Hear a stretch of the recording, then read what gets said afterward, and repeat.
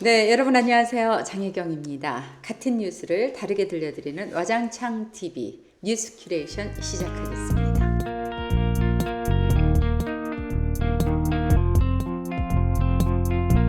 뉴스 큐레이터 조영찬 국장입니다. 안녕하십니까? 예, 안녕하세요. 네, 파행 예. 80일 만에 정말 어렵게 만들어졌어요. 예. 그 국회 정상화 합의문이 어렵게 만들어졌는데 만들어지기는 오래 네. 걸렸는데 이게 불과 2시간 만에 무효화가 됐습니다. 예. 24일 원내대표끼리 국회 정상화에 합의를 했으나 이것이 한국당 의원총회에서 추인을 거부당해서 다시 원점으로 돌려놨죠. 예. 뭐 한국당 의원들은 재협상하자고 합니다만은 사실 나경원 원내대표가 서명까지 한 건데 네. 그 나머지 여야 사당들은 재협상은 꿈도 꾸지 말라 네. 이렇게 뭐 단호합니다. 네. 그리고 한국당을 제외한 여야 사당들은 24일 발표된 합의문에 기초해서 6월 임시국회 일정을 지금 강행하고 있습니다. 그런데 이 네. 한국당 의원들이 의원총회에서 그 원내대표 합의안을 추인하지 않은 반대한 이유가 뭡니까?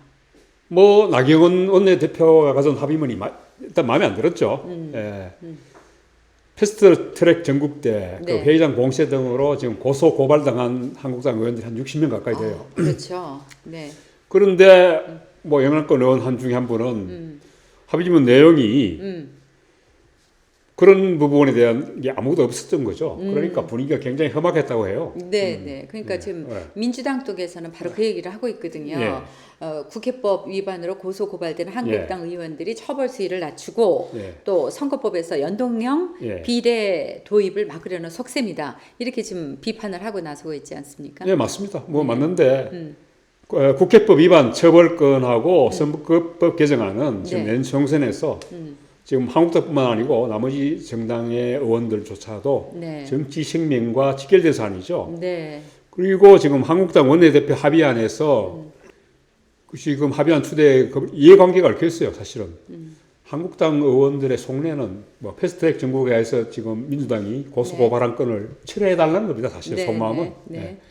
그런데 지금 국회법 위반으로 수사받게 될 한국당 의원들 처지에서는 민주당 쪽에서 패스트트랙 지정이 절차적으로 잘못됐다는 확인이 절실합니다. 네. 물론 이게 지금 국회법상 네. 죄가 없어지진 않지만은 네, 네. 고소고발을 취하하더라도 그 민주당이 합의 처리했는 걸 명문화해서 지금 패스트트랙 지정이 무리한 추진이었다는 사실을 간접적으로도 인정하면은 네. 한국당 의원들 자기들이 저지른 어떤 불법성이 네. 조금이라도 경감되고. 탕감되지 않겠느냐는 네. 거죠. 네. 그리고 지금 사실 합의문에는 뭐 선거법, 공수처법, 검경수사권 조정법 등 패스트 법안이 이 합의 정신에 따라 처리한다고 한 원론적인 이야기밖에 없었던 거거든요. 네. 이러니까 한국당 의원들이 뿔이 나죠. 뭐. 네, 네. 그러니까 지금 말씀하신 대 합의 정신에 따라 처리한다 이 말은 결국 한국당을 제외한 사당이 밀어붙이면 그대로 간다 이 네. 얘기거든요. 네. 그러니까 또 한국당 입장에서는 공직선거법 개정을 막아야 한다는 그런 절박함도 있을 거고 말이죠. 그렇죠. 지금 패스트트랙에 따른 지금 선거법 개정 연동형이라고 합니다만은 준연동형이죠. 그죠? 네. 비례대표제를 도입할 경우에 한국당과 민주당 같은 거대 정당들의 의석들은 줄게 됩니다. 줄죠. 예. 나머지 지금 그 바른미래당, 민주평화당, 그리고 정의당 이런 정당들 소수 정당들은 의석이 늘어날 가능성이 높습니다. 맞습니다. 네. 그 이제 소수 정당 의석이 늘어나면 의석수는 고정되는데 거대 정당들 의석수가 줄어드는 거죠. 네. 네. 그렇게 되면 아무래도 여당이 정치하기 편해지겠죠. 네. 그래서 이제 장기 집권, 그 좌파 독재랄 것까지 이야기하면서 한국당이 격렬 반대하면서 하고 사실은 또 한국당 지난해 12월 15일 날 연동형 비례대표제 도입을 위한 어떤 적극 검토한다는 합의문에 서명했었습니다. 서명까지 해놓고도 그 다음부터는 자기들한테 다시 생각해 보니 불리한 거죠. 그러니까 지금 네. 선거법 협상을 지금 거부하고 있어요. 네. 네. 어찌 됐던 네. 원내대표인 나경원 의원이 합의를 했는데 네. 이것이 의총에서 추인이 안 됐다. 네. 이것은 어쨌든 나경원 의원의 네. 리더십에 큰 네. 상처를 입힌 것은 분명한 것 같습니다. 네. 그런데 지금 소문에는 황교안 대표가 네. 나 원내대표를 견제하기 위해서 태클을 걸었다라는 소문이 있는데 이 소문이겠죠. 예, 뭐 하여튼 그런 소문이 잠깐 돌긴 했어요. 네. 근데 사실 그 사선의 나경원 원내대표 입장에서 봤을 때 네. 황교안 대표는 정치 뭐 초보 운전자죠, 초보죠. 완전히. 예. 그렇게 사실 속으로는 네. 뭐 당대표긴 합니다만 우습게 네. 생각할 겁니다, 아마. 네. 네. 그리고 사실 지금 대선 후보로 황 대표가 부각되고 있지만은 언제든지 비틀거리거나 뭐 그러면은 본인이 나간다. 나는 못 나설 이유가 뭐니 있느냐 네, 이렇게 생각할 네. 겁니다, 아마. 네. 네. 그리고 사실 원내 대책도 어떻게 보면은 황 대표는 지금 원외예요. 지금 그 원이 아니죠. 그렇죠. 그러니까 뭐 황 대표를 배제하고 독단적으로 추진할 수도 있습니다. 그래서 자 의총에서 합의안이 부결되자 황 대표가 나경원 원내대표한테 견직을 날린 게 아니냐 이런 의심도 있었습니다. 네, 그런데 네. 나 대표가 그 나머지 사단과 합의 전에 황 대표하고 사전에 논의했다고 해요. 그래서 태클슬은 좀 낭설로 지금 드러나고 있습니다. 아, 그렇군요. 네. 네. 그런데 어찌 되었던 네. 이 한국당의 지금 고립이 네. 갈수록 깊어지고 있단 말이죠. 네. 그리고 나경원 원내대표의 협상력에도 네. 큰 상처가 난 상황인데 지금 황교안 대표의 반응은 어떻습니까? 뭐 최근에 여러 가지 설화를 입어서 그런지 지금 입을 닫고 있어요. 뭐 요즘 말하기도 좀 예. 두려울 예, 거예요. 원내일이기 때문에 나중에 말하겠다 아. 하고서도 지금까지 답변이 없어요. 네, 네. 그리고 아마 나 원내대표 같은 경우에도 황 대표의 합의문 최종 조율을 했느냐 질문에 다 논의한다고 대답했어요. 네, 네. 그렇다면은 어떻게 보면은 황 대표가 공동 책임을 져야 되는 상황일 수도 있는 거죠, 나 원내대표하고. 네, 네, 그런데 네. 지금 침묵하는 거죠, 지금. 네. 그런데 말이죠. 네. 나 원내대표도 네. 이게 의총에 가서 추인이 안 될지도 모른다라는 네. 얘기를 거기서 했어요. 예. 저 원내대표 그 예, 예. 합의 하나면서 예. 그러면 분명히 반대가 나올 것이다. 이럴 때는 어떻게 대안을 할 것이다. 이것까지 전략적으로 세우고 들어갔어야 되는데 그렇죠. 맨 놓고 들어갔다 이렇게 지금 상황이 참 보기 안 좋게 됐단 그렇죠. 말입니다. 어떻게 보면은 두 사람 다 어떤 그런 전략 전술이 부재했지 않느냐. 그러니까요. 그래서 네. 뭐 리더십이 부족한 것 같아요. 리더십의 그 네. 이야기도 나오는데 네. 실제 사실은 뭐 한국당이 국회 복귀로 얻을 실익은 사실 불분명했는 건 맞습니다. 네, 네. 그렇지만은 뭐 여러 정치권 안팎에서 나왔던 얘기가 장외 투쟁과 장내 투쟁을 병행하는 게 맞다. 그래서 뭐 장내에서는 정부 여당을 실제로 공격해야 되죠. 정부 여당이 다 잘한 게 아니지 않습니까? 지금 그럼요. 경제도 엉망이고 그럼요. 여러 가지 지금 문제가 네. 많지 않습니까? 네, 네. 그리고 또 장애 활동은 또 뭐 주말 집회라든가 이런 걸 통해서 자기들의 어떤 활동들을 그 정당화를 했으면 한국당이 이번 같은 사태에서도 최소한 면피는 했지 않겠느냐. 네, 네. 그런 측면에서 황 대표는 뭐 국회의원이 아니고 네. 지금 뭐 정치 시작한 지 얼마 되지 않았으니까 불과 한 4개월 남짓인데 원내 대책에 대한 어떤 경험이 없었던 것 같고 네. 나 원내 대표는 아마 의원들하고 어떤 교감이 부족했지 않느냐 네. 이렇게 보여집니다. 어쨌든 이제 황교안 대표나 나경원 네. 대표나 예. 이 투톱의 경직성이 예. 무엇보다도 그 당내 친박 강경파들 때문에 그렇다라는 예. 분석들이 있던데 어떻습니까? 예, 뭐 사실 두 사람 다 뿌리가 어떻게 보면 원내 대표가 된 것도 그렇고 네. 당 대표가 된 것도 그렇고 네. 어떻게 친박근혜계의 힘을 입어서 뭐 지금 원내 대표도 됐고 당 대표도 됐죠. 네. 그래서 지금 한국당 내에서도 지금 다수가 친박계입니다. 네. 그래서 탄핵에 분노하는 사람들이 득세하면서 어떤 친박 강경파들한테 두톱이 좀 끌려다는 측면이 있지 않나 이렇게 생각하거든요. 네. 그래서 뭐 아마 지금 계속 뭐 5.18 문제라든가 세월호 유족 그리고 문재인 대통령에 대한 막말 이런 게 아마 지속적으로 지금 계속 국민들한테 정치 혐오를 불러일으켰죠. 네. 근데 이 사람들이 다 친박계들이에요. 네. 네. 그래서 아마 지금 황교안 대표나 나원내 대표가 친박한테 이제 볼매로 잡혀 있다. 뭐 이런 이야기도 나오고 있고. 더군다나 지금 우리 공화당까지 출연하면서 황 대표의 리더십이 지금 시험대에 올랐다 봐야죠. 그러면 예. 돌파구를 찾을 가능성은 있다고 보십니까? 참당 기간 좀 힘들지 않겠나 생각이 들어요. 네. 한국당은 지금 합의 번복한 뒤에 지금 상임위에 선별 복귀한다 그러는데 물론 뭐 자기들이 정부 여당한테 공세를 취할 상임위에는 들어가고 네. 그리고 뭐 지금 뭐죠 저기 검찰총장 청문회라든가 국세청장 청문회 이런 데는 이제 들어가겠다 이야기하는 것 같은데 실제적으로 이 당 혼란이 조만간 빨리 수습되지 않을 거라는 이야기합니다. 뭐그 이유로는 지금 뭐 투톱의 어떤 책임 회피성, 네. 그리고 정권에 대한 어떤 지금 한국당 내부에 있던 적개심이 지나치지 않느냐. 네.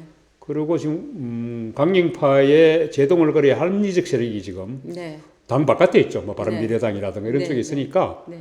사실 그런 부분에 대한 어떤 이 견제와 균형이 돼야 되는데 당내에서도 네. 그런 부분이 부족하다 보니까 당내 민주화가 제대로 되지 않는 것 같습니다. 근데 요즘에 또 황교안 대표의 예. 말 실수가 지금 계속되고 있어요. 예. 경알못이라 그러죠. 뭐 예. 경제를 알지 못하는 사람. 예. 거기다가 또 왜 무스펙 아들, 예. 왜 멀쩡한 아들은 그렇게 또 스펙이 없다고 또 얘기를 해서 예. 하여튼 거짓말 논란에 휩싸이고 예. 그래서 아무튼 뭐 정치 신인다운 모습을 유감없이 보여주고 있는데 하여튼 우려가 고조되고 있습니다. 어쨌든. 예, 황교안 대표나 뭐 나경원 대표나 두 사람 다 사실 공감 능력이 좀 부족하지 않느냐 이런 네. 게 드러나고 있습니다. 네, 네, 두 사람 다 지금 한 사람 판사고 한 사람 검사 출신이죠. 네. 또 검수저입니다. 네, 이거 을이 아니고 줄곡갑이었죠. 네. 그러다 보니까 다른 사람한테 머리 숙일 일이 없어요.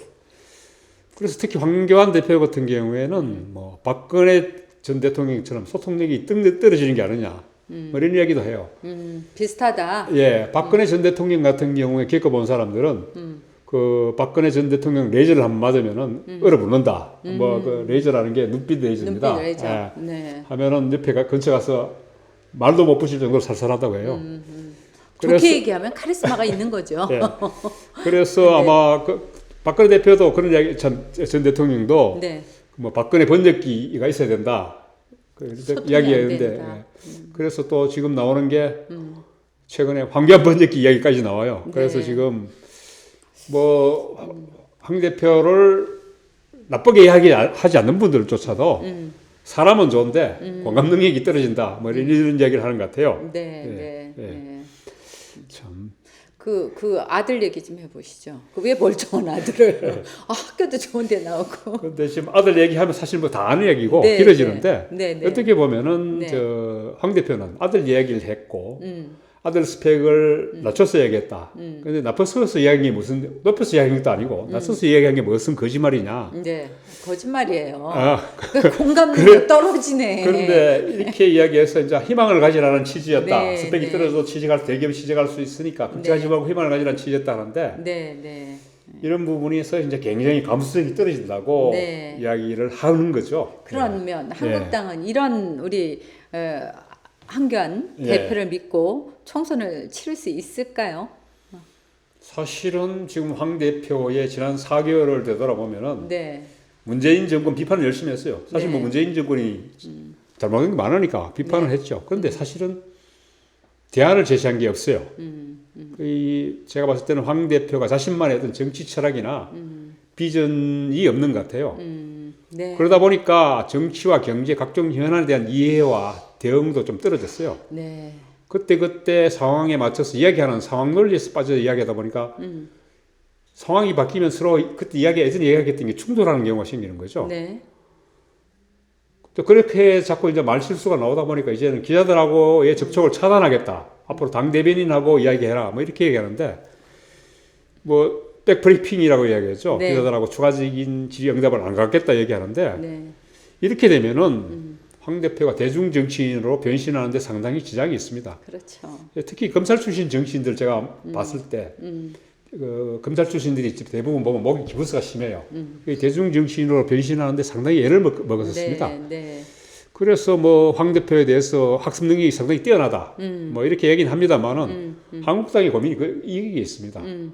현재로서는 지금 황 대표에 대안이 없다는 거죠. 대안이 없어요. 예. 뭐 지금 자충모사라고 했지만은 내년 총선 때까지는 황 대표를 믿고 끌고 갈 수밖에 없다는 거죠. 네. 근데 이제 총선 이후에는 어떻게 되겠습니다만은 총선이 한국당이 바라는 정도의 그런 좋은 결과를 가져온다면 황 대표 체제로 계속 가겠죠. 네. 그렇지 않으면은 또 뭐 황 대표도 알 수 없는 거죠. 예.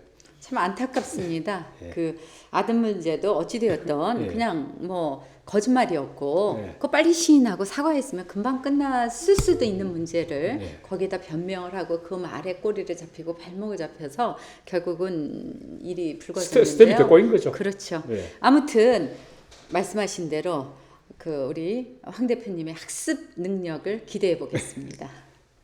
네, 문재인 대통령이 조만간 개각을 단행할 것으로 보입니다. 정기국회와 또 예. 총선 등의 정치 일정을 고려하면 7월 말이나 8월 초에쯤에 개각이 이루어지지 않을까 이렇게 관측을 하고 있던데요. 예, 지금 사실 경제 상황이 안 좋으면서 네. 지금 청와대 경제팀을 바꿨죠. 네. 예. 그러면서 아마 지금 정치인 장관들을 비롯해서 그 문재인 정부 출범 후에 줄곧 지금 자리를 지킨 장수 장관들이 있습니다. 네. 한 10개 부처라고 하는데요. 네. 뭐 이분들을 대상으로 개각이 있지 않겠느냐. 그리고 지금 내년 총선에 앞두고 지금 인기가 지금 굉장히 높은 분이죠. 네. 이낙연 총리도 교체를 교체해서 총선에 어떤 역할을 맡기지 않겠느냐. 네. 이렇게 이야기합니다. 그런데 아마 이낙연 총리 개각은 되더라도 이낙연 총리는 7, 8월께 교체될 가능성은 높지 않다. 그리고 뭐 이 총리는 교체를 하더라도 가을 이후에 뭐 또 더 길게 본다면은 정기국회 이후에 네. 물러나지 않겠느냐 이렇게 관측됩니다. 네. 네. 그러면 임기가 굉장히 예, 그렇죠. 지금 사실 지금 한 2년 1개월 정도 했는데요. 네. 2017년 5월부터 일했으니까 총리들 임기가 그렇게 예, 그렇게 길지 않죠. 않던데. 지금 뭐 1년 남짓 하고 또 아니면 뭐 불과 며칠 한 분들도 있죠. 네. 최장수 총리가 될 현재로서는 최장수 총리가 될 가능성이 높습니다. 네. 대통령 직선제 이전에는 뭐 정일권 전 국무총리죠. 이분이 6년 이상 근무했다고 해요. 네. 총리로. 네. 그리고 아마 대통령 직선제 이후에는 2년 5개월 총리로 재직한 김황식 전 총리가 최장수 총리입니다. 네. 그래서 지금 이낙연 총리가 한 4개월만 더 일하면은 최장수 총리가 될 것 같아요. 그래서 뭐 누구는 농담 삼아 지금 임명하더라도 청문회 절차 거치고 뭐 이렇게 이야기하면은 최장수가 될 수 있지 않겠느냐. 네. 이렇게 이야기합니다. 네. 그리고 뭐 지금 내년 4.15 총선에 출마가 예상되는 정치인 출신 장관들을 중심으로 아마 총선용 개각이다. 이번 개각은. 누가 있나요? 지금 뭐 유원회 교육부 장관, 네. 김현미 국토교통부 장관, 네. 이계호 농림축산식품부, 진선미 여성가족부, 유영민 과학기술정보통신부 장관 네. 등이 해당되고 있습니다. 네. 어찌됐든 시기가 언제 됐던 네. 이낙연 총리도 예. 하여튼 그 중에 한 사람이 될 텐데 예. 개각에 후임으로는 누가 거론되고 있습니까? 근데 사실 지금 이거는 거의 뭐 추측이죠. 네, 언론들이 그냥 만들어낸. 넘겨짓기 하는 거고, 네, 네. 예, 뭐 차기 총리는 지금 경제가 안 좋으니까 네. 경제총리 아니면 네. 또 여성 뭐 내각의 여성 30% 네. 한 이 부분을 고수한다니까 여성 총리가 될 것이라는 이런 관측도 있습니다. 여성이면은 뭐 김현미 국토부 네, 뭐 아니, 지금 장관 중에 뭐 지금 그 유원회 장관이라든가 네. 김현미 국토부 장관도 네. 이야기되고 있고 네, 네. 경제통 그 부총리는 총리는 뭐 참여정부 때 경제부총리를 지냈죠. 이분은 김진표 더불어민주당 의원. 네, 네. 이분은 사실 조금 보면은 뭐 친문 색채는 좀 옅어요. 그리고 뭐 야당하고 관계도 좀 원만한 편이라고 해요. 그래서 아마 지금 거론되는 것 같은데 네, 네. 어차피 국회는 총리는 국회 동의를 거쳐야 되기 때문에 네, 네. 동의가 없으면 임명될 수가 없으니까 네. 그래서 아마 국회 동의가 수월한 분을 아마 임명하지 않겠느냐 이렇게 네, 이야기하고 네. 있습니다. 예. 그 정치인 출신 장관들이 많이 있잖아요. 이분들 그 박영선 장관이 꽤 잘하고 있다는 얘기를 좀 듣기도 했고요. 예. 이분들의 성적표가 어떤지 궁금하고, 그다음 우리 지역 인사들이 이제 이번 개각에 입각 가능성이 있는지 예. 이것도 좀 조 국장님께서 조사하신 대로 네. 좀 알려주시죠. 지금 뭐 이 총리 같은 경우에는 네. 뭐 이번에 개각에 포함되지 않더라도 언젠가는 뭐 원래 내로 아마 바뀌지 않겠느냐 생각은 들어요. 네. 어차피 지금 총선에 그 황교안 총리 출마가 그런 데는 종로라든가 네. 아니면 험지 이런 쪽에서 출마하든가 그렇게 하든가 아니면 민주당 선대위원장을 맡을 거라고 지금 관측되고 있습니다. 네. 그래서 막 지금 또 지금 나머지 지금 또 이런 거 이게 실제 성적표는 사실 뭐 제가 봤을 때는 별로예요. 지금 유원회 장관 같은 경우에 이미 지난번에 벌써 이미 이번 개각에 포함될 거라는 예측하고 임명을 했어요. 네. 불과 10개월 할 장관을 그렇다고 교육부 네. 장관 자리를 줬거든요. 네. 총선에 이름 알리려고 그랬나? 아니 뭐 그런 것도 그렇지도 않고요. 네, 네. 그래서 지금 이야기 나오는데 김현미 장관 같은 경우에는 네. 지금 그 뭐죠 국토부 장관. 그 국토부 장관인데 네, 네. 4선 의원이죠. 예, 예. 지금 그 3기 신도시 서울 그 신도시 발표를 하면서 그때 그 김현미 장관이 지금 지역구가 네. 일산이에요. 네, 네. 근데 네. 서울 도심에서 일산 중간에 3기 신도시를 발표해버린 거죠. 네. 일산 땅값이 어떻게 됐습니까? 일산 아파트 값이 하락하죠. 완전 똥값이 되겠죠. 주민들 썩났죠. 예, 그래서 지금 아마 뭐 김현미 해임하라는 국민청원까지 올라갔다고 해요. 그래서 지금 총선 때 두고 보자 하고 네. 지금 부글부글 끓고 있다 그래요. 그럼 총선 안 나가겠네. 그래서 뭐 일산에 출마할 수 있겠느냐? 네. 아니면 뭐 고향인 전북 정읍이라고 해요. 고향이 네, 네. 전북 정읍에 출마하던가 뭐 이렇게 해야 안 되느냐 이야기가 나오고 네. 지금 뭐 불출마설도 있어요. 그래서 뭐 불출마하게 되면 혹시 또 모르겠어요. 또 기법을 잘 만지면 총리까지 될지도 모르겠습니다만은 네. 일단은 상기 신도시로 지금 김현미 장관이 유탄을 맞았어요. 네. 예, 그래서 그러고 뭐 지역에서 기대할 수 있겠느냐 하는데 지역에 지난번에 김부겸 네. 의원이 행정안전부 장관을 했죠. 그런데 사실은 뭐 별로 존재감이 없었습니다. 그러니까요. 예. 뭐 제왕적 대통령제라고 해서 헌법을 바꾸자고 그렇게 얘기했습니다만은 그 민주당이 야당 시절은 그렇게 하더니 또 자기들이 여당 되니까 또 별로 헌법 개정에 관심이 없네요 보니까. 그리고 뭐 사실 내각에서도 사실 뭐 지금까지 제가 봤을 때 돋보인 사람은 이낙연 총리 한 분이었어요. 나머지는 네. 뭐 전부 다 존재감이 없었던 거죠. 네. 지역 출신 인사는 이번에 지금 청와대 정책실장이 된 김상조 실장이 구미 출신입니다. 아, 네. 근데 사실 뭐 이분은 뭐 지역 연고식이 별로 없는 분이에요. 애정이 없군요. 뭐 애정이 없는지는 모르겠습니다만은 고향이니까 뭐 네. 애정이 있겠습니다만은. 네. 그래서 뭐 지역의 출신 인사들이 뭐 민주당 자체가 인사도 좀 그 장관을 시킬 만한 분이 사실 문정부 내에 코드 인사를 하게 되면 없지 않겠느냐 이렇게 저는 네. 보입니다. 예. 문정부 내에서 어쨌든 보면 참 사람이 없어요. 예. 뭐 이렇게 개각을 하려도 예. 사람이 별로 없다라는 생각이 들어요. 왜냐하면 그건 조금 이따 또 얘기를 하고요. 예. 저 김수현 예. 지금 김수현 청와대 정책실장 예. 또 윤종환 경제수석 등 청와대 경제투톱이 동시에 예. 김상조 정책실장과 이호순 경제수석으로 교체됐잖아요. 예. 그리고 홍남기 부총리 겸 기획재정부 장관을 비롯한 경제관계부처 장관들도 이제 또 조만간 교체되지 네. 않겠느냐 이런 얘기가 나오는데요. 네. 예. 근데 하여튼 거기서 거기 자꾸 바꾸고 있어서. 청와대 사실 경제투톱 교체는 어떻게 보면 이번에는 지난번보다 더 빨리 했죠. 네. 성과 부진에 따른 어떤 문제성도 보입니다. 그러니까요. 사실 청와대는 뭐 표면상으로는 경질은 아니다고 이야기하지만은 네. 제가 봤을 때 사실상 경질이죠. 근데 이 사람들을 예. 그런데 뭐 사실 뭐 청와대 참모들만 그런 게 아니고 네. 경제부처 장관들조차도 마찬가지죠. 네. 성과 부진에 대한 책임은 공동 책임이죠. 네, 보면. 네. 그 지금 홍남기 부총리하고 지금 최종구 금융위원장이 지금 뭐 총선 차출설이 나와요. 네. 그 이분들이 사실 다 민주당 약세 지역인 강원도 출신입니다. 아, 강원도도 네. 지금 거의 지금 네. TK 지역 못지않게 네. 자유한국당 일색이거든요. 네. 그래서 지금 아마 홍남기 부총리는 고향이 춘천이라고 해요. 춘천에는 그 유명한 친박 김진태 의원이 있죠. 있고. 네, 네. 강릉에는 권성동 의원이라고 법사위원장하고 있죠. 지금 네. 그 이분 바른미래당 갔다가 다시 돌아오신 분입니다. 네, 네. 예. 그렇지만은 이게 사사건건 지금 민주당이 하는 일에 태클을 거는 분이에요. 네. 눈에 가시예요. 네.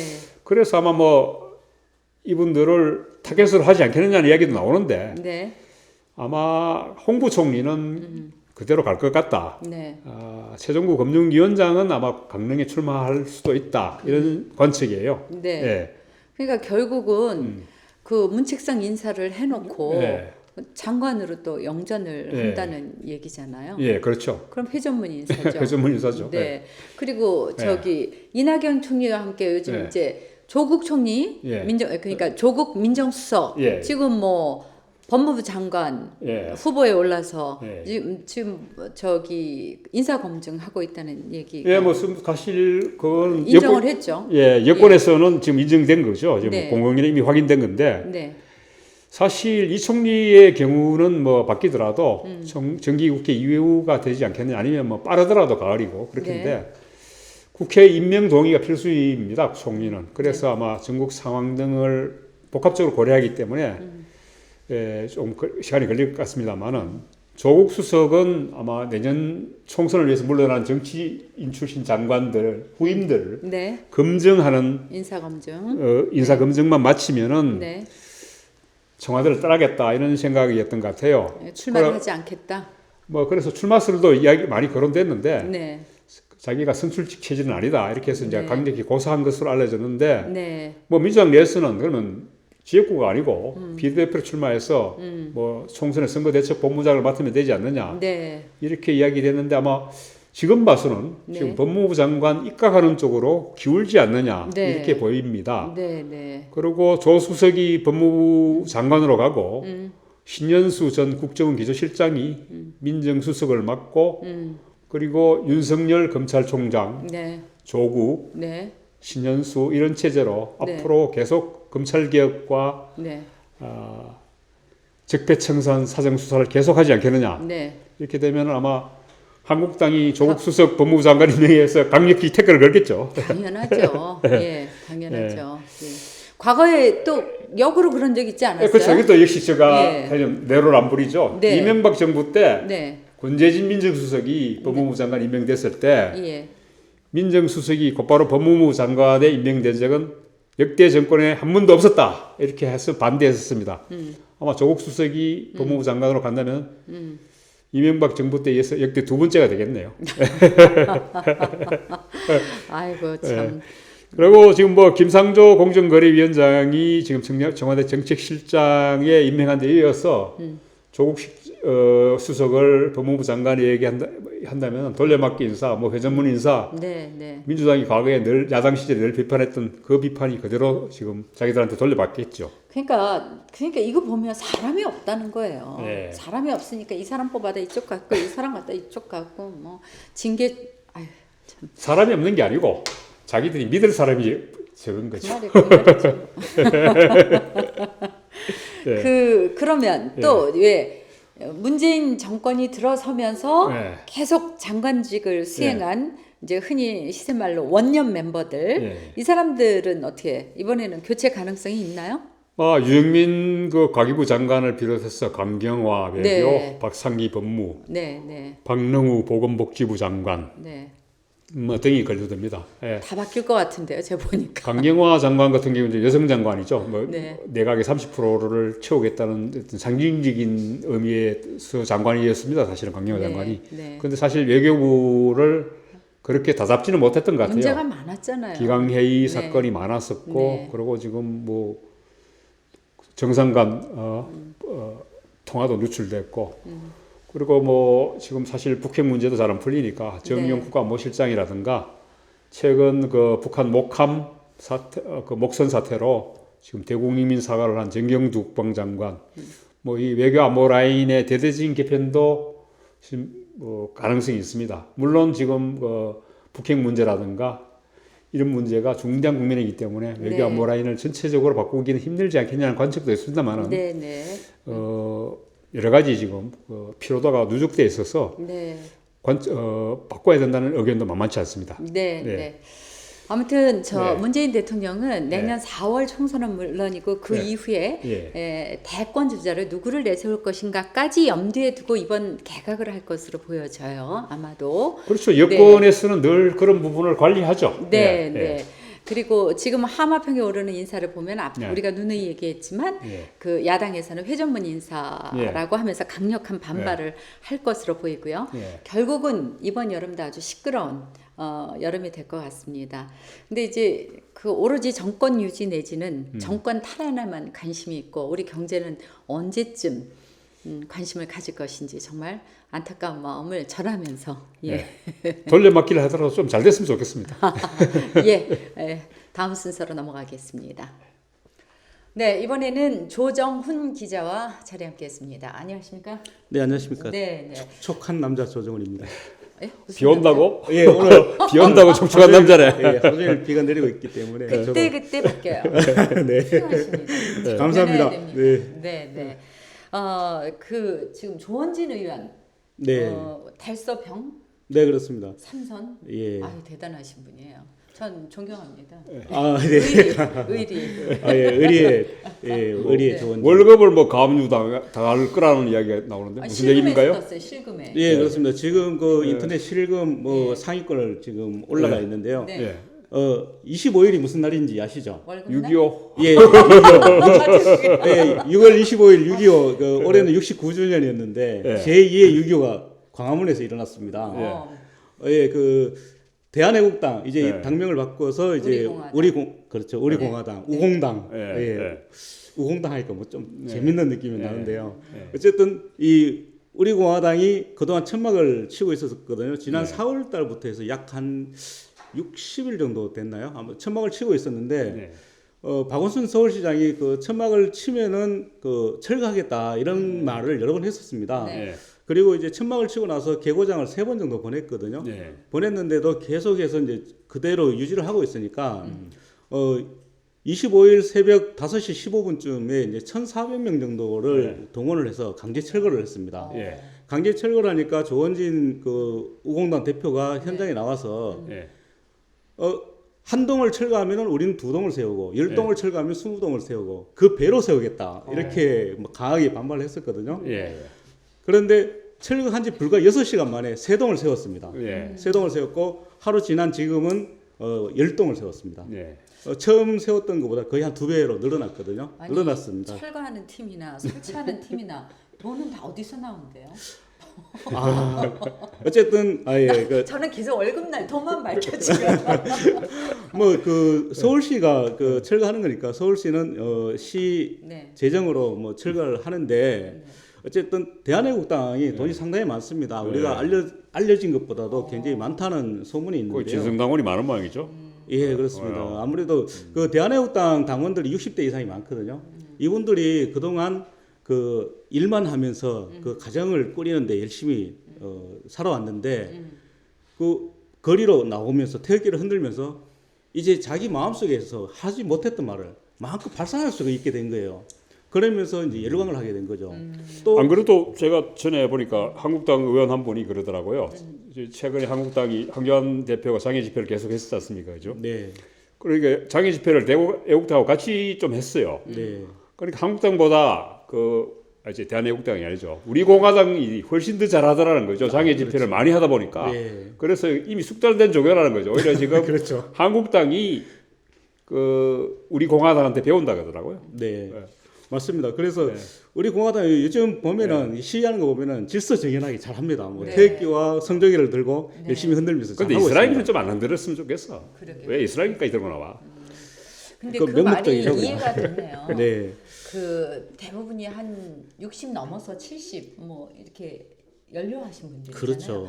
이분들은 사실은 말을 함부로 하고 살았던 세대가 아니에요. 네. 그죠? 좀 억눌려 살았죠. 사실 그렇죠. 그 군사 정권 시대에는 하고 싶은 말이 있어도 말을 못 했잖아요. 심지어 네. 뭐 막걸리 보안법이라고 해서 네. 말 한마디 잘못하면은 바로 끌려가기도 했으니까. 또 직장에서도 그렇고. 예, 그랬던 분들이 네. 지금 민주화가 되고 이제 자기들이 이제 막 말을 하고 싶은 거예요. 네. 말을 하고 싶은데 자기 말을 안 들어주니까 자기들끼리만 모여서 이제 하는 거죠. 네.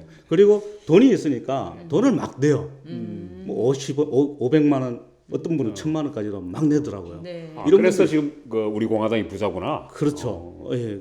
그래서 조원진 의원이 사실 그 예전에 사업을 했지 않습니까? 예. 사업을 한 사람들은 이 돈의 맛을 압니다. 예. 예. 그래서 돈 맛을 잘 아는 분이 역시 예. 그 정당도 잘 만들었구나 이런 생각을 하는데요. 어쨌든 그랬는데 그 다시 그 천막을 치니까 박원순 시장이 또 다시 철거를 하겠다 이렇게 밝혔고요. 그리고 이제 조원진 의원한테 그동안 우리가 철거하면서 들어갔던 돈을 구상권 청구를 하겠다. 네. 그래서 그 1,400명 정도의 인원을 동원해서 철거를 했는데 그 비용이 약 2억 정도 됩니다. 2억 원 정도 되는데 그 돈을 청구를 하겠다. 그리고 그 광화문 광장을 무단으로 이제 점거를 하고 있었기 때문에 그 변상금 200만 원도 이제 벌금을 부과할 계획이다 이렇게 밝혔고요. 그리고 이제 조원진 대표의 월급을 가압류하겠다 네. 이렇게 얘기한 상태입니다. 한 건 아니고 하겠다. 이제 하겠다고 했으니까 네, 네, 이제 가압류도 어쨌든 법적 절차가 있으니까요. 네, 예, 네. 그 절차를 거쳐서 하겠죠. 네, 네. 뭐 인터넷에는 지금 특수상해 혐의로 뭐 또 형사 고발까지 했네요 또. 네, 그렇습니다. 예, 예. 그 철거 반원들이 그 천막을 철거를 할 때 조원진 대표가 예. 중간에서 그 철거 반원들을 때리는 장면이 동영상으로 찍혔거든요. 아, 예. 그래서 그 동영상을 그 정밀 분석해서 이제 특수 공무집행방해 뭐 이런 쪽으로도 이제 그 하여튼 뭐 이 즈음에 조원진 의원이나 박원순 시장이나 노이즈 마케팅에는 두 분 다 성공하신 것 같고요. 예, 네. 다음 소식으로 넘어가죠. 네. 다음 소식은 뭘로 할까요? 그저 추경도 문제가 많다고요. 예. 예, 지금 국회가 지금 정상적으로 돌아가지 않고 있어서 네, 네. 참 안타깝긴 한데 그 여야 3당 원내대표가 모여서 사인을 했는데 사인이 불과 2시간도 안 돼서 그렇죠. 원점으로 돌아갔죠. 그렇죠. 네. 예, 약속이 깨져버렸는데 참 한국당 의원총회에서 추인이 네. 추인이 무산돼버렸죠. 받았죠. 예, 추인을 못 무산됐죠. 받았죠. 근데 예. 사실 이번 그 임시국회는 추경국회라고 할 만하거든요. 예. 지금 정부에서 4월 15일 날 4월 25일이었죠. 4월 25일 날 6조 7천억 원 가량의 그 추경을 편성해서 국회에 제출을 했습니다. 네. 이 국회에서 통과를 해야 이 예산을 이제 추경을 풀 수가 있는데요. 그런데 이제 한국당 국회의원들이 국회에 들어가지 않고 있는데 지금 길거리를 이렇게 가시다 보면 한국당 국회의원들이 이렇게 걸어놓은 현수막이 많이 보일 겁니다. 그 현수막에는 뭐라고 쓰였냐면은 빚내서 퍼주는 추경 동의하십니까? 이렇게 했었습니다. 그러면서 한국당에서는 추경은 절대로 안 된다. 추경은 결코 국민들의 호주머니에서 나오는 빚내는 돈이기 때문에 할 수 없다. 이렇게 밝히고 있는데요. 네. 거기에 대해서 이제 민주당은 아니다라고 지금 얘기하고 있습니다. 특히 우리 대구 같은 경우는 이제 대구 민주당과 대구 한국당의 대결이 좀 상당히 심한데요. 민주당에서 그 현수막 한국당 의원들이 내건 현수막에 대해서 반박 보도자를 낸 게 있습니다. 대구에 지금 이 추경이 편성이 되면은 대구에도 많은 돈이 쓰이게 되는데 대구에 지금 26개 정도의 사업에 이제 추경이 필요하다. 이거는 그 정부에서 편성한 게 아니라 대구시에서 편성을 해서 정부에다가 이 돈을 좀 주십시오 하고 요청한 겁니다. 그런데 이것도 뭐 퍼주기냐 이런 거죠. 그래서 그 내용이 어떤 게 있냐면은 노인 일자리 사업이 있습니다. 노인 일자리 사업도 있고 청년 일자리 창출과 관련된 것도 있고 노후 차량을 그 LPG 차로 이렇게 교체하는 비용도 있습니다. 이런 사업들이 모두 26개의 사업인데요. 이 총 금액은 852억입니다. 852억인데 이 중에 그 459억이 국비고 393억이 시비입니다. 그러면은 393억 10이만 하더라도 이게 그럼 과연 퍼주는 추경이냐 이런 반박인 거죠. 근데 사실은 추경은 늘 제가 봤을 때는 민주당이 또 야당 시절에도 또 태클을 그렇죠. 걸었었거든요. 네, 내로 그렇습니다. 안 부린 것 같아요. 맞습니다. 실제적으로 지금 경북도에서도 이철우 지사가 아마 실국장들한테 예산 많이 못 따오면은 뭐 징계하겠다 했던가 뭐 하여튼 뭐 이렇게 그렇죠. 평가를 하겠다고 예. 했다고 얘기하는데 지자체들이 사실 예산 부분에 대해서는 자유롭지 못하거든요. 그렇습니다. 그런데 사실 어떻게 보면은 서울 쪽에 중앙 정치권에 서 있던 추경 부분은 늘 내로 안 부리긴 합니다만은 지역에 있었어의 또 추경은 내로 안 불로만 이야기했으면 또 곤란하지 않느냐 하는 생각도 드네요. 네, 사실 이제 꼭 필요하기 때문에 추가로 이제 편성한 예산이니까 뭐 써야 되는 예산 아니겠습니까? 그걸 갖다가 뭐 내로남불이라고 해서 우리가 하면은 뭐 근데 이제 노인 일자리나 청년 일자리 같은 것이 정말 항구적인 일자리가 아니라 일회성 일자리였을 경우에 이제 정말 총선을 앞두고 정말 그 퍼주기 아니냐라고 해석도 가능하고 그렇게 된다면 한국당 입장에서는 굳이 너희들이 선심 쓰는데 우리가 들어가서 추경을 해줄 필요가 있느냐? 그것도 뭐 해석에 따라서 또 각 입장이 다를 것 같아요. 한국당 입장도 충분히 이해가 갑니다. 왜냐하면은 어쨌든 현 정부에서 하는 거는 뭐든지 딴지를 걸어서 다음 총선에서 이겨야 되거든요. 하여튼 잘 못하게 해야 되죠. 잘 못하게 해야 자기들한테 그렇죠. 이물이 생긴다고 뭐 보고 그런데 근데 결국은 손해는 전부 국민들이 보는 거죠. 그렇습니다. 네. 자, 또 어떤 소식 준비하셨습니까? 오늘 진도가 좀 빨리 나가겠어요. 아, 좋습니다. 좀 빨리 나가니까 너무 좋은데요. 딤프라고 아십니까? 예, 대구 국제 뮤지컬 페스티벌이던가요? 국제입니까? 예. 예, 대구 뮤지컬 페스티벌 그렇죠. 대구 국제 뮤지컬 페스티벌입니다. 이 뮤지컬 페스티벌이 세계 몇 나라에서 열리는데 그 중에서도 대구에서 열리는 페스티벌이 가장 큰 규모에 속합니다. 예. 그래서 굉장히 좀 네. 외국에서도 그 관심을 가지고 주목하고 있는 네. 행사 가운데 하는데요. 네. 이 딤프가 올해 폐막작으로 지붕 위의 바이올린이라는 작품을 가지고 옵니다. 네. 네.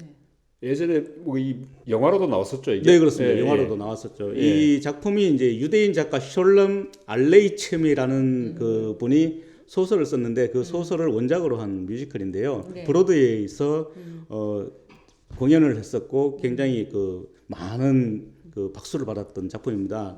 이 작품을 가지고 온다고 하니까 굉장히 많은 사람들이 아 훌륭한 작품을 가지고 오는구나 꼭 보고 싶다 이렇게 상당히 기대를 많이 할 거 아닙니까? 네. 그런데 슬그머니 제목이 바뀌었습니다. 내용은 같은데 제목만 바뀐 거예요? 내용도 조금 달라졌겠죠. 예, 그래요? 슬그머니 제목이 바뀌었습니다. 그 제목이 뭐냐면은 테비에와 딸들. 전혀 그러게. 듣보잡 이름인데 그거는. 그렇죠. 전혀 다르죠. 네. 네. 이게 사실 왜 그렇게 됐냐면은 이 작품은 브로드웨이에서 오는 게 아닙니다. 예. 러시아에서 옵니다. 아, 러시아 작품이에요. 예. 러시아에서 이 작품을 가지고 오는 이유가 있겠죠. 예. 예, 일단 값이 좀 싸게. 아, 공연 초청료가 공연료. 산가요? 그렇죠. 초청료가 많이 싸죠. 싸죠. 예. 러시아하고 영국이요. 원래 그 미국입니다. 미국에. 아, 네, 그럼 미국에서 미국이죠. 오려면은 네. 비행기 싹만 해도 훨씬 많이 아, 그래요? 뭐 2배 이상 들겠죠. 네. 어쨌든 그래서 예산을 줄이기 위해서 러시아의 그 공연팀을 데리고 오는데 그 러시아 공연팀을 데리고 오는 건 좋습니다. 그 이 작가도 러시아 작가이기 때문에 그건 좋은데 왜 제목이 바뀌었느냐? 그리고 제목만 바뀌었느냐? 제목만 바뀌면 괜찮은데 그 안에 들어가는 음악이 다 바뀌어 버립니다. 그러면 내용이 전체적으로 바뀌는 거나 마찬가지거든요. 그렇죠. 그러면 뮤지컬의 음악이 바뀌면 다 바뀌는 거죠. 그렇죠. 네. 사실 우리가 밥을 먹을 때 그 밥 안에 콩이 들어가시면 콩밥이지 않습니까? 쌀밥이라고 얘기 안 하지 않습니까? 이거 똑같은 거 아닐까요? 예, 그래서 어쨌든 이 제목도 바뀌고 음악도 바뀝니다. 음악은 그 선라이즈, 선셋 이런 음악이 있는데 이게 네. 굉장히 그 유명한 음악이죠. 예. 굉장히 유명한 음악이죠. 그런데 그 브로드웨이에서 이 러시아 공연팀이 이런 음악을 쓴다는 걸 알고 이거는 못 쓴다 이렇게 얘기를 합니다. 저작권에 걸렸구나. 그렇죠. 저작권이죠. 예. 그런데 그 딤프에서는 그걸 알지 못했던 거죠. 알지 못하고 그냥 그 브로드웨이에서 상영했던 똑같은 공연했던 작품을 그 작품을 그대로 가져온다고 자기들이 홍보를 한 거예요. 그럼 지금- 거짓 홍보를 한 지금 거죠. 그 딤프 집행위원회라고 있나요? 네, 있죠. 집행위원 있죠. 집행위원회 이사장이 누구신가요? 그러면? 집행위원장이 지금 배성혁 씨라고 아. 예 지금 그 대구에서 가장 네. 큰 기획사 중에 하나를 운영하고 있는 사람이죠. 아, 그래요? 네. 그러니까 이게 이런 거예요. 쉽게 이렇게 뮤지컬 너무 어렵게 얘기하시는데 나훈아 공연을 한다라고 다 했는데 네. 실제 데려오는 건 너훈아를 데려왔어요. 돌아가셨죠. 아, 짝퉁을 데려왔다. 짝퉁을 데려온 거죠. 지금 예. 결과는 그렇게 된 지붕 위의 바이올린이라고 네. 광고를 했는데 사실은 러시아 쪽을 데려올라 그런 거예요. 예, 그렇죠. 그죠? 예. 근데 또 데려오려니 그나마도 안 되는 거야. 맞습니다. 아 센스 대단하신데요. 지금. 아 쉽게 설명해 주셨어요. 네, 아 좋습니다. 네. 네. 네. 근데 이제 이게 그러면은 이게 틀리다 하는 거를 언론에도 알리고 또 이 그 공연을 이미 예매를 해놓은 분들한테도 알려야 되지 않습니까? 네, 그렇죠. 근데 전혀 알리지 않은 거예요. 알리지 않고 있다가 슬그머니 그 작품집을 만들었는데 네. 작품집에 이 그림은 똑같은데 제목만 슬그머니 바꿔버립니다. 그리고 이 공연이 어디서 열리냐면 수성 아트피아에서 열리거든요. 언제 해요? 수성 아트피아에서 그 공연이 네. 폐막일을 앞두고 있으니까 그 폐막일이 7월 18일인가요? 그래서 16일부터 18일까지 네. 하는데 네. 그 5회 공연입니다. 원래는 오페라 하우스에서 하지 않았나요? 근데 이제 폐막작을 올해는 또 수성 아트피아에서 그래요? 하겠다고 네. 하더라고요. 네. 그럼 환불 요청 오지 않나 이렇게 되면? 물론 그 네. 올 수도 있죠. 아직까지 환불 요청이 왔다는 거는 뭐 네. 들어보진 못했는데 네. 그래서 어쨌든 제대로 알려야 되는데 언론에도 알리지 않고 아무데도 알리지 않은 거예요. 그럼 시시하고 있는 거예요, 계속? 시시했죠. 예. 네. 그리고 수성 아트피아에도 알리지 않았어요. 그러니까 이걸 이제 나중에 그 언론을 통해서 알게 됩니다. 언론을 통해서 알게 되는데 그래서 이제 이 문제를 제기를 하니까 그 러시아 공연팀과 브로드웨이 그 라이선스 그 공연팀이 이제 브로드웨이 라이선스를 소유했기 때문에 받았다. 예, 그렇기 때문에 아무런 상관없다. 문제가 없을 줄 알았다. 네. 그리고 이제 그 사전에 이제 그 예매 고객들에게 네.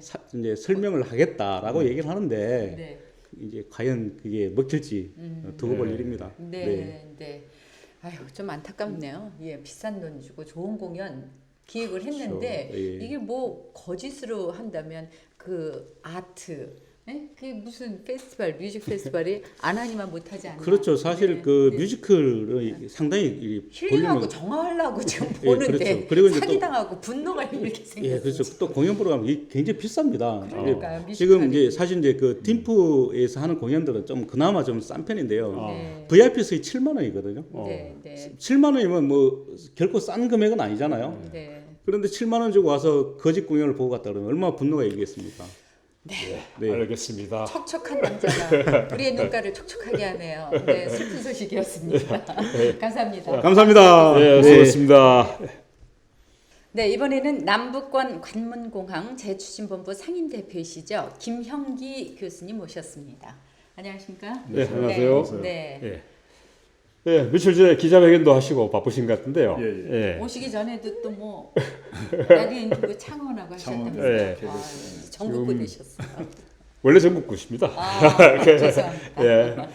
그 지금 부산, 울산, 경남 예. 이미 지금 그 국토부하고 같이 지금 완강히 국토부 검증을 반대하던 김해신공항 그 재검증에 합의했습니다. 지금 뭐 지역에서는 지금 뭐 거세게 부분에서 항의하고 반대도 하고 합니다만 대구 경북.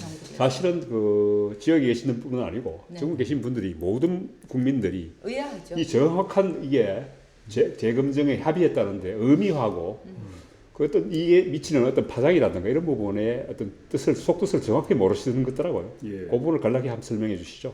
예, 원래 김해 신공항 저 문제가 있습니다. 예. 그 박근혜 정부가 문제를 해결하지 않고 봉합해 버렸죠. 그것도 이제 정략적으로. 예. 그래서 뭔가 하나 결단을 내렸었는데 예. 밀양이 아니면 가덕도 내렸었는데 사실은 밀양이 점수가 높았기 때문에 예. 밀양으로 해프스요 당시에. 네. 부산의 반발 의식회가 그 당시 부산표로 의식해서 결국 김해로 해본 거예요. 네, 그럼 부산은 이제 그때 차선책으로 그걸 받아들인 거예요. 표정 관리하고 있었죠. 제가 이제 부산에 후배 교수들도 있고 선배도 있고 다 봉건운동 멤버들이 있잖아요. 밀양으로 가느니 그렇죠. 네. 차선이다. 네. 그놓고는 벼르고 있었던 거예요. 네. 내가 오기를.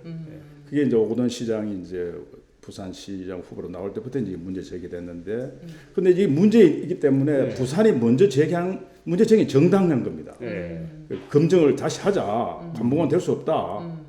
원래 사실은 김해신공항 가는 게 꼼수였다는 얘기시죠. 그렇죠. 뭐 사실 대구시도 그 검증을 했을 때 지금 올해 초에 발표한 그 재검증하고 결과하고 거의 비슷하더라고요. 바로 이게 지금 굉장히 중요. 이게 이제 사실 대구시의 시장의 아킬레스의 건입니다. 이거. 네. 예.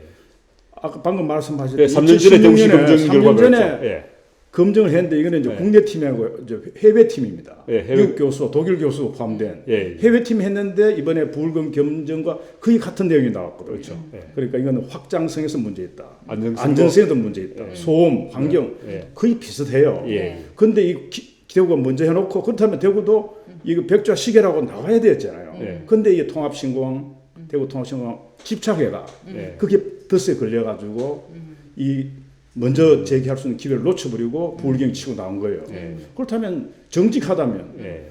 함께 검증하자 이렇게 나와줘야 되고 예. 우리 이제 정말 새로 한번 대구, 경북, 부울경이 합쳐서 남북권, 영남권에 제대로 된 관무함 만들자 이래 나와야 될 텐데 전혀 딴 길로 가보는 거죠. 저도 그래서 지금 김해신공항의 재검증의 부분에서는 대구시와 부산시의 검증 결과가 같다는 얘기죠. 거의 비슷하다고 그렇습니다. 유사하다고 봤을 이게 때. 잘 안 알려져 있어요. 예, 그렇다면은 그와 동시에 밀양과 가덕도도 재검증하면 되지 않느냐는 생각을 해보거든요. 아, 그 굉장히 좋은 아이디어입니다. 예. 그래서 일단 현재는 지금 이제 내용상은 옳은 거예요. 그러나 예. 절차가 문제예요. 예, 그러니까 대구 경북 그동안 소극적이고 뭐 했다 하더라도 일단은 예. 합의할 때 5개 단체가 했으니까 예. 네.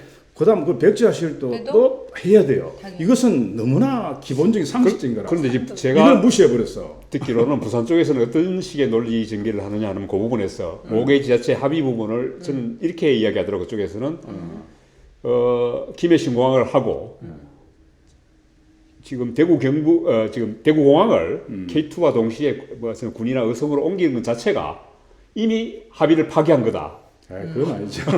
이제 부산 쪽에서 논리는 그러니까 그렇게 대구 얘기하더라고요. 통합신공항 말하자면 예. 수학적으로 말하면 김해 신공항의 따름정리입니다. 그렇죠. 따라서 자연스럽게 나온 거고 예. 파기된 게 아니죠. 진짜 김해 신공항이 벽조되면 대구 통합신공항도 파기돼야 됩니다. 따라서. 예. 그렇기 때문에 이 대구 통합신공항에 집착한 대구시장, 경북지사, 대구의 자유한국당 국회의원과 시도원들이 이 점을 이제 이런 문제가 있기 때문에 네. 자꾸 반발하는 거죠.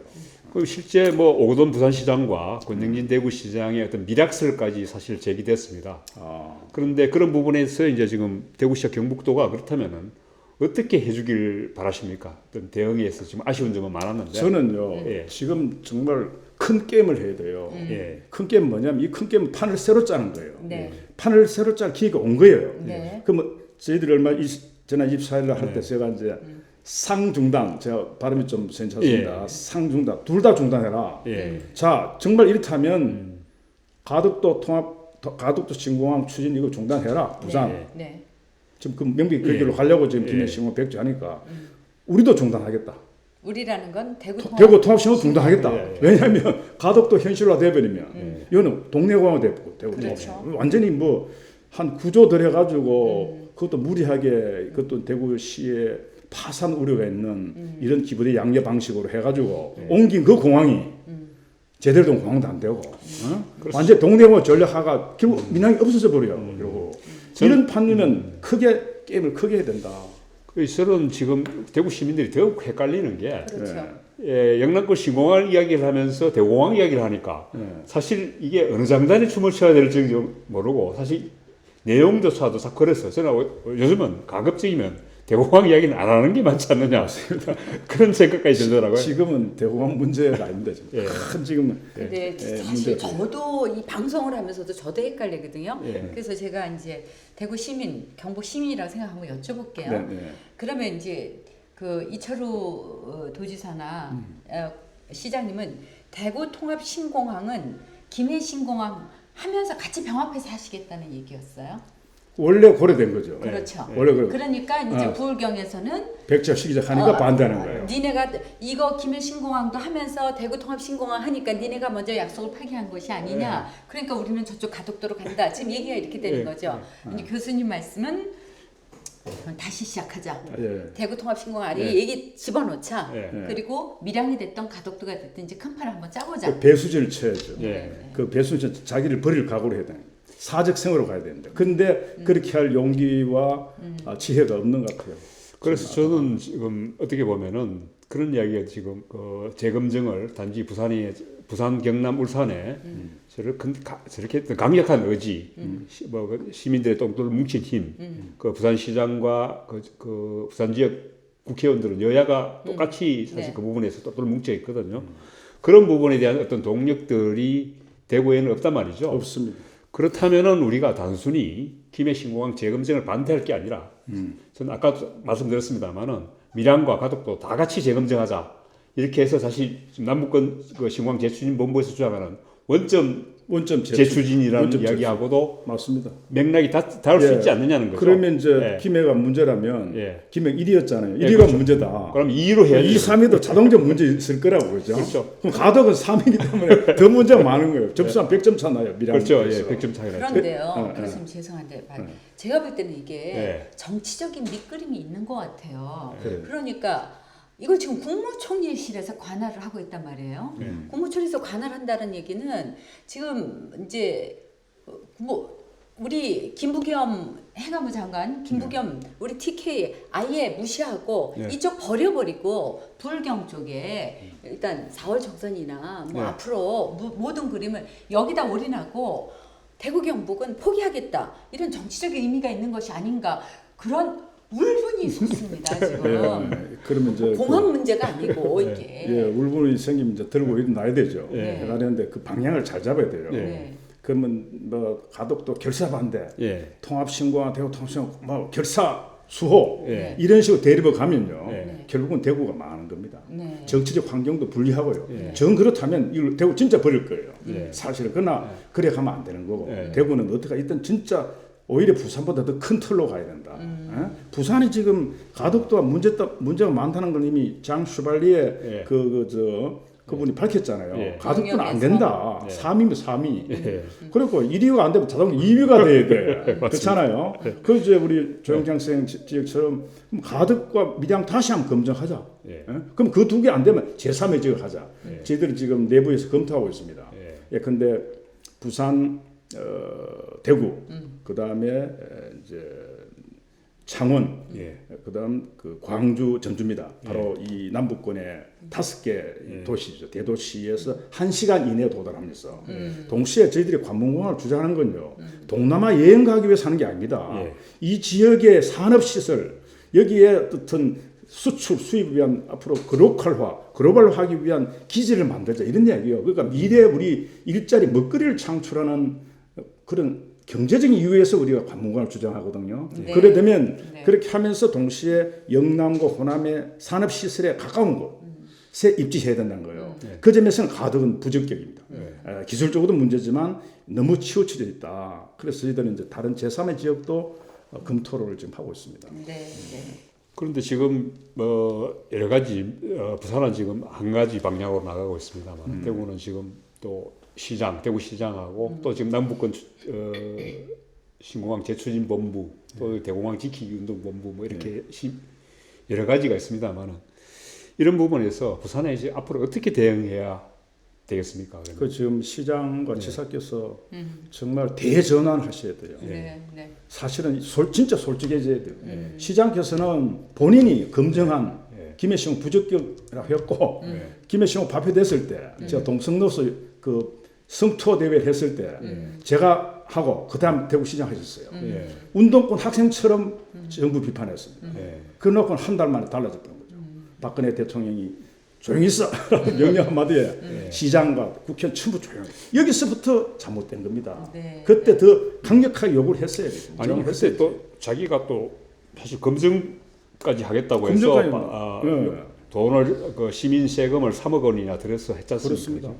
그래놓고 지금 그때 지금 발표한거나 지금 부산시가 발표한 내용이나 같단 말이죠. 근데 이제 시장과 지사가 움직이려면 시도민이 움직여야 돼요. 네. 네. 그러려면 특히 이제 경북에 있는 군위 어성의 지금 후보지의 주민들 잘 생각해야 됩니다.